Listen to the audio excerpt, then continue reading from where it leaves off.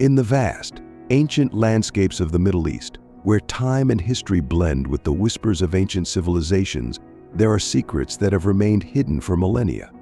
These secrets, buried beneath the sands and stones, are waiting to be uncovered. But what if I told you that some of the most profound truths about our past are intertwined with the sacred texts that have shaped the very foundation of human civilization? Welcome, dear viewer, to a journey that will take us through time itself, where the lines between history and faith blur, and where the ancient scriptures come to life.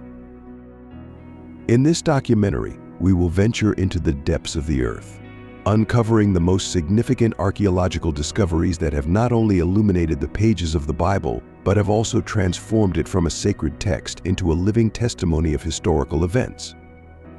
These discoveries are not just relics of the past, they are the keys that unlock the mysteries of the ancient world, revealing truths that challenge our understanding of history, culture, and faith. Imagine walking in the footsteps of the ancients, tracing the very paths that prophets and kings once trod, and uncovering the truths that have been buried beneath layers of earth and time.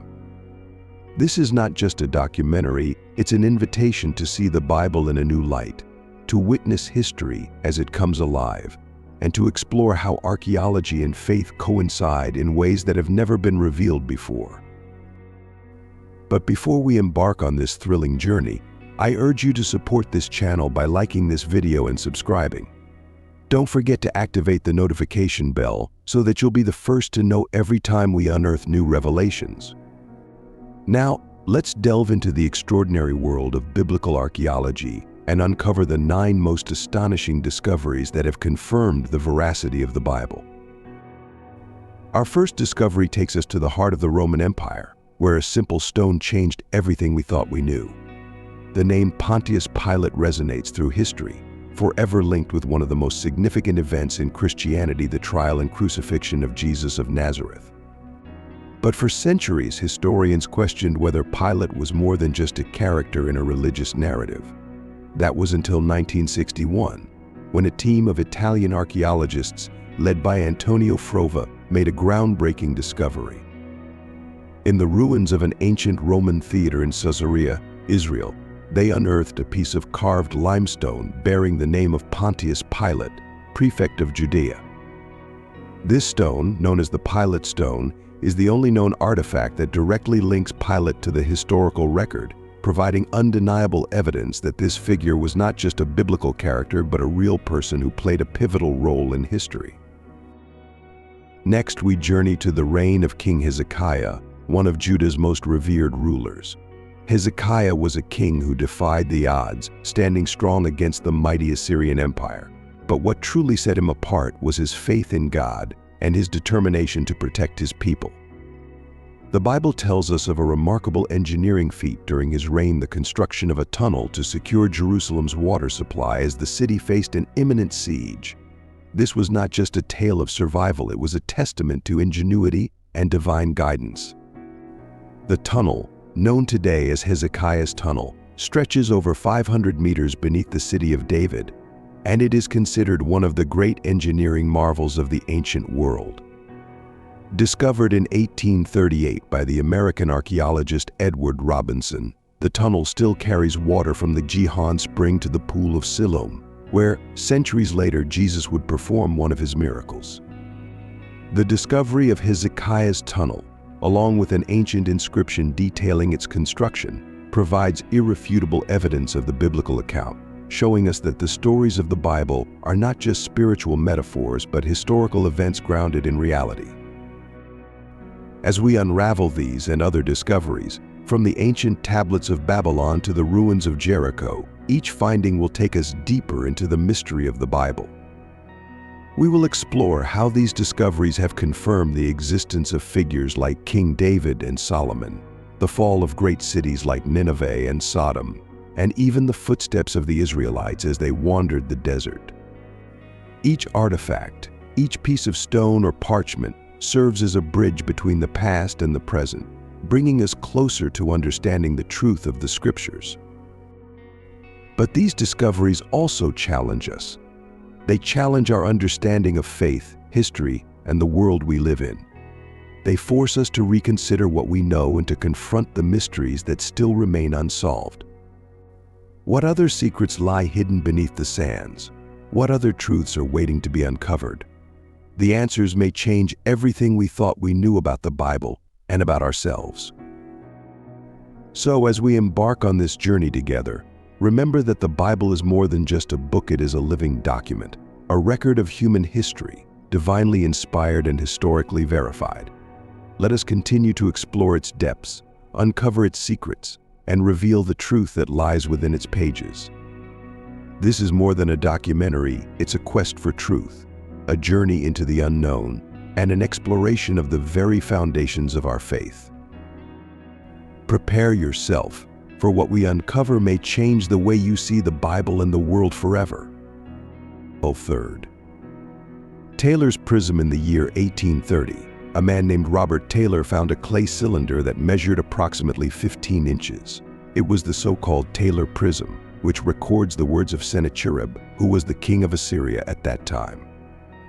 This prism of Sennacherib date of the year 700 BC, and it was made in ancient Assyria. The cuneiform writing in the Akkadian language that it contains refers to the Israelite king Hezekiah and the Assyrian king Sennacherib.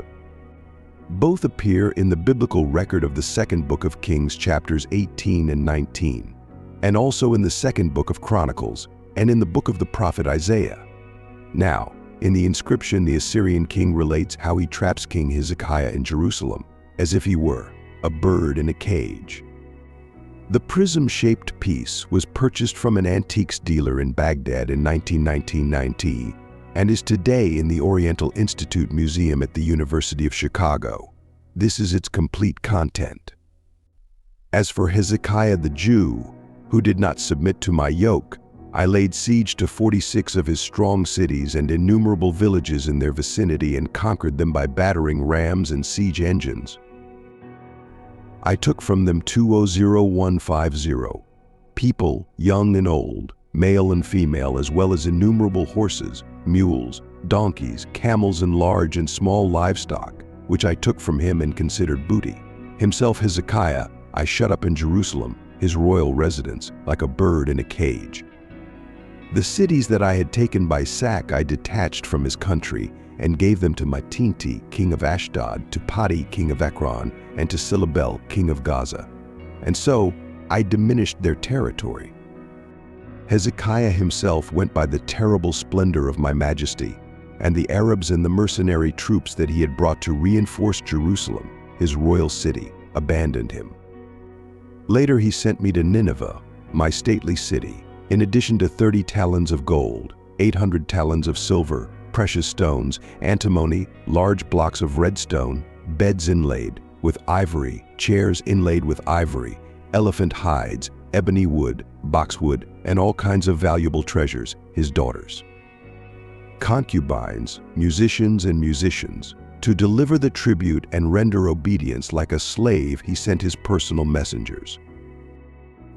By comparing these words inscribed on the prism and what the Bible declares, we can realize that it is exactly the same as what Sennacherib declared. Let us read in the second book of Chronicles, chapter 32, verse 1. After these things and this faithfulness, Sennacherib, king of the Assyrians, came and invaded Judah and encamped against the fortified cities, intending to conquer them. Now the Bible says that Hezekiah gave as tribute 300 talents of silver and 30 talents of gold. This payment is confirmed in the prism of Sennacherib, although he claims that he received 800 talents of silver. Despite this payment, the Assyrian king's messenger stood before the walls of Jerusalem, mocked Jehovah God, and threatened his holy city. The prism records how Sennacherib managed to subjugate several cities in the kingdom of Judah. But it does not say that he also did the same with Jerusalem. Why? In chapter 37, verses 33 and 34 of the book of the prophet Isaiah is the answer. The biblical story tells that through Isaiah, who was in Jerusalem, Jehovah said this about Sennacherib: "He shall not enter this city, nor shoot an arrow into it. He will not come before her with a shield, nor will he set up a bulwark against her. He will return by the way he came, and will not enter this city. Did Jehovah stop Sennacherib as promised? Of course, yes. That same night the angel of God struck down 185,000 Assyrians. Sennacherib withdrew and returned to Nineveh, where 2 of his own sons later killed him while he bowed before his god Nisroch. However, attempts have been made to give different explanations for the death of the 185,000. The possibility of an epidemic has been considered, such as that of a bubonic plague or another type of contagious disease. The first-century Jewish historian Flavius Josephus quotes the Babylonian priest and historian Berassus and says, Sennacherib from the Egyptian expedition returned to Jerusalem, where he found the troops commanded by Rapsaces in great danger from the plague. God sent them a disease that, on the first night they laid siege to the city, killed 180,000 soldiers with their captains and centurions. As we have seen above, the Prism of Sennacherib does not record any of that, but the boastful tone that was common in the inscriptions of Assyrian rulers would make it very difficult for Sennacherib to record such a defeat. On the other hand, the historian Herodotus says that a flock of field mice fell during the night and gnawed their quivers, their bows, and also the bracelets of their shields, which made Sennacherib's army completely incapable of combat military action. Fourth, David's inscription, Tel Dan style. The Bible describes David as a man after God's own heart, and as a king who reigned for 40 years, firmly establishing the city of David and the Israelite kingdom that he inherited from his son Solomon. For archaeologists, however, the record is not so clear. Looking at evidence from excavations in modern Israel, some experts have argued that the Bible greatly exaggerated the historical significance of David. Some have even suggested that David is just a myth, heroic fiction, and nationalist folktale.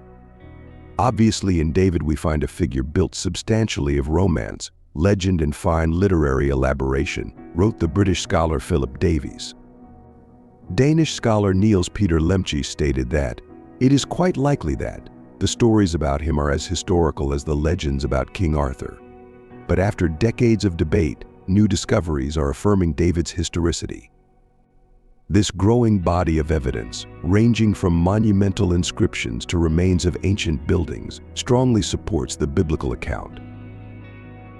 The first breakthrough came in 1993, when a team led by archaeologist Avraham Baran discovered a stone fragment in Tel Dan, northern Israel, with an inscription that reads, House of David. The inscription is an ancient Semitic and is from the 9th century before our era. Everything indicates that it was part of a monument that the Aramaeans built to boast of their victories over Israel. An article published in Bible History Daily stated, "Some questioned the inscription House of David." However, most biblical scholars and archaeologists readily accepted that the Tel Dan Stele was the first solid evidence that King David of the Bible is a historical figure. Fifth, the Mesha Stele or Moabite stone. The Moabite stone, also known as the Mesha Stele, is a black basalt monument just over a meter high with Moabite writing. It dates back to the year 8325 BC. And it was found in August 1868 by Frederick Augustus Klein, a German missionary from Jerusalem in the lands of ancient Moab, exactly in Dibon, Jordan. It is exactly 124 cm high, 79 cm wide, and 36 cm thick. It refers to biblical characters such as the Israelite king Omri and the Moabite king Mesha. The 34-line inscription, the longest recovered from ancient Moab, was written in the Paleo-Hebrew alphabet. It was erected by Mesha as a record and remembrance of his victories in his revolt against the kingdom of Israel, which he undertook after the death of its ruler Ahab. Let us read in the 2nd book of Kings, chapter 3, verses 4 and 5. Then Mesha king of Moab was the owner of cattle, and he paid the king of Israel 100,000 lambs and 100,000 rams with their fleeces. But when Ahab died, the king of Moab rebelled against the king of Israel. As we mentioned before, King Mesha of Moab erected the Moabite Stele in honor of his god Chemosh to commemorate the occasion when Mesha freed himself from the domination of Israel, which he says had lasted 40 years and had been permitted by Chemosh, because he was angry against his land. It is generally believed that this Moab revolt is related to the events narrated in the 3rd chapter 3 of the 2nd book of Kings. On the monument, Mesha boasts of being very religious, of having built cities, of having made a road, and of having won a victory over Israel. He gives all the credit for this to his god Chemosh. As might be expected, the defeat of Mesha and the sacrifice of his own son, which are reported in the Bible, are omitted from this inscription in which Mesha glorifies himself. Many places that Mesha says he captured are mentioned in the Bible, including Medaba, Adarat, Nabo, and Jahaz. Thus, the Stele supports the accuracy of the biblical accounts. However, it is exceptional that Mesha used the Tetragrammaton YHWH, the name of the God of Israel, which some translations of the Bible translate as Yahweh or Jehovah. In line 18 of the inscription, Mesha presents these boasts. I took from Nebo the vessels of Yahweh and dragged them before Chemosh. Outside of the Bible, this is probably the oldest record of the use of the divine name. 6. The Cyrus Cylinder. Known today as the Cyrus Cylinder, this ancient document has now been recognized as the first human rights document in the world. It is translated into the 6 official languages of the United Nations, and its provisions are analogous to the first 4 articles of the Universal Declaration of Human Rights. The Cyrus Cylinder is a document issued by Cyrus the Great, consisting of a clay cylinder inscribed in Akkadian cuneiform script. The cylinder was created in the year 539 BC by order of Cyrus the Great when he took Babylon from the hands of Nabonidus, putting an end to the Neo-Babylonian Empire. This cylinder was found in the year 1879 by an expedition of the British Museum in the Temple of the god Marduk in Babylon, present-day Iraq. The piece is covered by 45 lines of Akkadian cuneiform writing in which the conquest of the city by Cyrus is celebrated with pomp and reverence. Currently, it is on display at the British Museum in London. This cylinder is known for its historical importance and its relationship to the events narrated in the Bible, specifically in the context of the return of the Jews to Jerusalem after the Babylonian captivity. Below are some key points about the Cyrus Cylinder. First, content of the registration. The inscription on the cylinder is a decree attributed to Cyrus the Great, granting freedom to several peoples who had been conquered by the Babylonians.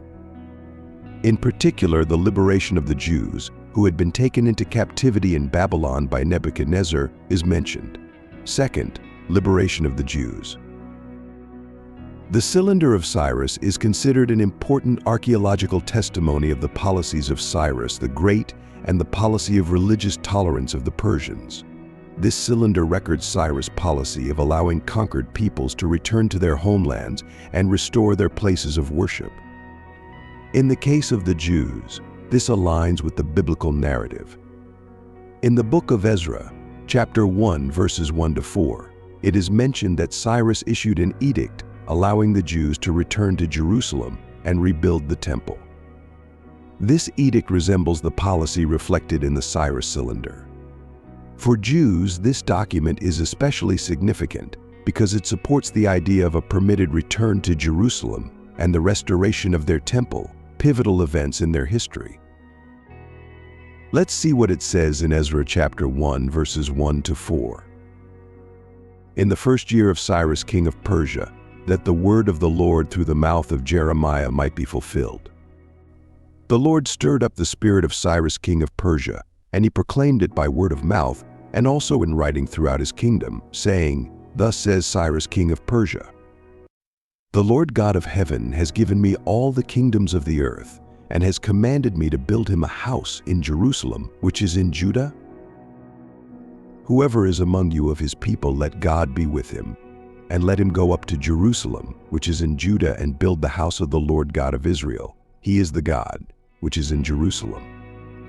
And to everyone who is left, wherever he lives, let the men of his place help him with silver, gold, goods, and livestock, as well as freewill offerings for the house of God, which is in Jerusalem. The cylinder, the biblical texts, and the narrative of the historian Herodotus are firm evidence that Cyrus was tolerant in his campaigns, both with the Jewish people, whom he let go, and with the Babylonian population, whose gods and temples he respected. Seventh, the Pool of Siloam. In 2004, on the southern edge of Jerusalem, a drainage pipe burst. Consequently, the municipality sent construction workers to repair the damage. However, when this kind of thing happens in the city of David, not only are builders sent in, archaeologists are also sent. They hear the digging and the shovels, realizing that something is not right. They sent everyone outside and revealed that they discovered a series of steps made of ancient stones thousands of years old. And they realized that those stairs led to the Pool of Siloam. The Pool of Siloam, located in the southern part of the city of David and in the area of the walls of Jerusalem National Park, is an archaeological and historical site of national and international importance. The pond was first built about 700 years ago as part of Jerusalem's water supply system in the century 8 before Christ. During the reign of King Hezekiah, as described in the Bible in the second book of Kings, chapter 20, verse 20, the rest of the acts of Hezekiah and all his might, and how he made the pool and the conduit, and brought the water into the city. Are they not written in the book of the Chronicles of the Kings of Judah? The Pool of Siloam served as a reservoir for the waters of the Gihon spring, which were diverted through an underground water tunnel, which is why it was already considered one of the most important areas of Jerusalem at the time of the First Temple. Due to its location and importance, the Pool of Siloam was renovated and expanded 2,000 years ago, at the end of the Second Temple period. It is believed that millions of pilgrims used it as a ritual bath, mikveh, before going up to the temple through the city of David. According to the Gospel of John, it was at the Pool of Siloam where Jesus healed the blind man. Let's read John chapter 9, verse 11. He answered and said, "The man called Jesus made mud, anointed my eyes, and said to me, 'Go to Siloam and wash yourself.' And I went and washed and received sight." The discovery of the Pool of Siloam represents a decisive moment in the field of biblical archaeology. The American newspaper Los Angeles Times reported on the remarkable discovery. Scholars have said that there was no such Pool of Siloam and that John was using a religious fantasy to explain the matter, said James Hamilton Charlesworth of Princeton Theological Seminary and an expert on the New Testament. "Now we have found the Pool of Siloam, exactly where John said it was." A gospel that was believed to be pure theology now proves to be based on history, he stated August 9, 2005. Thus, this is an extraordinary example of the historical accuracy of the Bible, which refutes the opinion of many skeptics who had considered the Pool of Siloam a religious invention. Eighth, the Hittite tablets. The Bible was questioned for many years by those who claimed that it contained names of people and places that never existed, among them the nation of the Hittites. A town of legend, which only appeared mentioned in the Old Testament, became a reality when at the end of the 19th century the first vestiges appeared, which took shape in 1906 and 3,000 years after the Bible declared it. Hugo Winkler discovered 10,000 clay tablets that documented the history of the Hittite nation. In addition, it was also known that that area was the capital of the Hittite nation. The Old Testament names them as Hittim, in the Reina Valera version translated as Hittite. Some known references among the more than 50 are found in Joshua, where the confederation of peoples, including the Hittites, is mentioned in their fight against Israel. Let's read Joshua chapter 11 verse 3. "And to the Canaanite that was on the east, and on the west to the Amorite, to the Hittite, to the Perizzite, to the Jebusite in the mountains, and to the Hivite at the foot of Hermon in the land of Mizpah." David's army had Hittites among its ranks. Let's read in the first book of Samuel chapter 26 verse 6. "Then David said to Ahimelech the Hittite, and to Abishai the son of Zeruiah, brother of Joab, who will go down with me to Saul in the camp. And Abishai said, I will go down with you. The Hittites are also mentioned in the times of King Joram son of Ahab. Let us read in the second book of Kings chapter 7 verse 6. For the Lord had caused in the camp of the Syrians to be heard the roar of chariots, the noise of horses, and the noise of a great army. And they said to each other, Behold, the king of Israel has hired against us the kings of the Hittites and the kings of the Egyptians to come against us. When Bedřich Hrozný deciphered its writing in 1915, it gave way to historical knowledge of customs, laws, trade, etc. of a people until then only known through mentions in the Bible, and that textual criticism criticized as allegories. Thus, once again, the veracity of the Bible was proven. Ninth, Dear Allah inscription. According to the biblical book of Numbers, chapters 22 to 24, Balaam son of Beor hired himself as a prophet. In fact, his name appears in 8 different books of the Bible, including letters from the Christian writers Peter and Jude. Balaam lived in the 15th century before Christ, in the upper part of the Euphrates Valley. He allowed himself to be hired by Balak, king of Moab, who wanted Balaam to pronounce curses on the nation of Israel. Now, was Balaam a historical figure or merely a Jewish invention?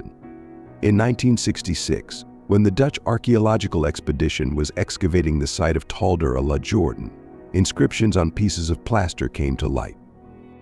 One of them refers to the prophet Balaam, son of Beor, a well-known character in the Bible. After being carefully collected and infrared photographs taken, they were sent to the Central Research Laboratory for Art and Science Objects in Amsterdam in order to restore for later translation and interpretation at the Palestinian Archaeological Institute of Rijksuniversiteit in Leiden. According to the evidence, the inscriptions were dated to around the year 800 BC, with a margin of correction of 70 years more or 70 years less. From the different plaster fragments, the specialists formed 2 groups or combinations that were mounted and framed, currently being exhibited in the Amun Archaeological Museum in Jordan. Although the text has only been partially reconstructed, the title of the first combination, made in red, reads, Inscription of Balaam the son of Beor, the man who is a soothsayer of the gods. Next, the inscription seems to indicate that Balaam has a divine vision in his dreams, in which he warns the people of a catastrophe that the goddess Shagar will send. And the gods came to him by night, and spoke to him according to the word of him, and they spoke to Balaam, the son of Beor. As follows he will do. Then Balaam rose up to the next morning, while I was crying. Yes, I was crying. Then Elika came to him. Why are you crying? Then he said to them, Sit down, I will tell you what the goddess Shagar will do. You can break the rays of the sky in your cloud. There may be darkness. It is interesting to highlight the connection of the text found in Der Alabama and the expressions of Balaam's oracles in the biblical narrative. The inscription found reads, Balaam son of Beor, coinciding with Numbers chapter 22 verse 5. Therefore he sent messengers to Balaam the son of Beor at Pithor, which is by the river in the land of the children of his people, to call him. Likewise, the general context of the inscription is within the religious vision of the area. We are faced with the obvious relationship between Israel's neighboring peoples and their expressions and experiences. It must be considered that if a clear historical reference, outside the Bible in the 8th century before Christ, recognizes and remembers Balaam, likewise the biblical characters related to him in his time, such as Balak, Moses, Joshua, and many others, indirectly they are also recognized. Dear listener, these inscriptions are hundreds of years closer to the events described in the Bible than the oldest manuscripts existing today. They are further proof that adds to the evidence that the Bible presents a reliable record of ancient history. Since, as it says in 2 Timothy chapter 3 verses 16 and 17, all scripture is inspired by God and is useful for teaching, for reproof, for correction, for training in righteousness, so that the man of God may be perfect, thoroughly equipped for every good work. And so we come to the end of this video, and we hope it has been useful to you. See you.